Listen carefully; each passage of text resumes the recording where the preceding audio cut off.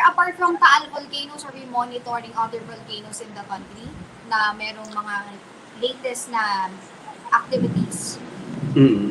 Sa atin pong binabantayan sa dalawang po mahigit, no, na active volcanoes, meaning sumabog na sa nakalipas na 400 years, 10 dito ang may instrumento na ating ginagamit sa pagbabantay.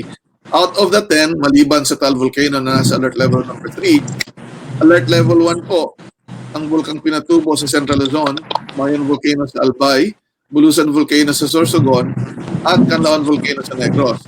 Pero ang kakaiba po sa Pinatubo Volcano, ito pong mga paglindol na pinapakita niya na mas mataas sa normal na less than 5 earthquakes per day ay dahil po sa pagkilos ng mga fault yan sa paligid ng bulkan.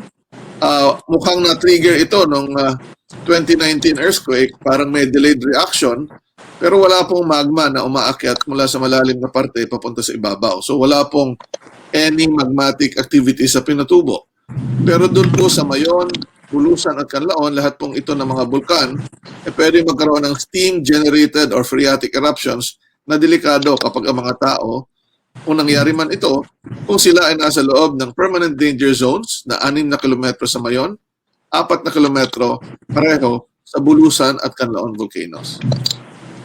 Alright, Director Solidum, sir, sa pinakahuling talaho ng NDRRMC, umaabot na ng mahigit sa 5,000 mga residente doon sa natukoy ng mga high-risk barangay sa Batangas, kaugnay ho sa pag-alborto ng bulkan. Ang tanong ho ngayon natin mga kababayan, lalo doon sa mga evacuees, hanggang kailan sila mananatili sa mga evacuation centers na ito, Director Solidum, sir? Ayan po ay hindi ko masasabi. Ang bulkan po ang magdidikta kung gaano sila katagal. Depende kung patuloy pong magkakaroon ng pag-aalburuto ang bulkan o di kayo sumasabog. No? So yun po, hindi natin talaga mabibigyan ng time frame.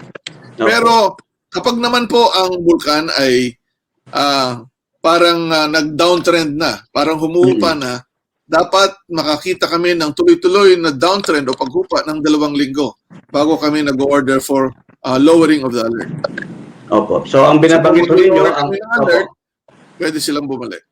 Opo. So ang binabantaya at minomonitor ito sa loob yun ng 2 linggo kahit paano merong normalcy sa sitwasyon ng bulkan para ho mag-considera ninyo na pwede nang bumalik ang ating mga kababayan sa kanilang mga tahanan ho, Director.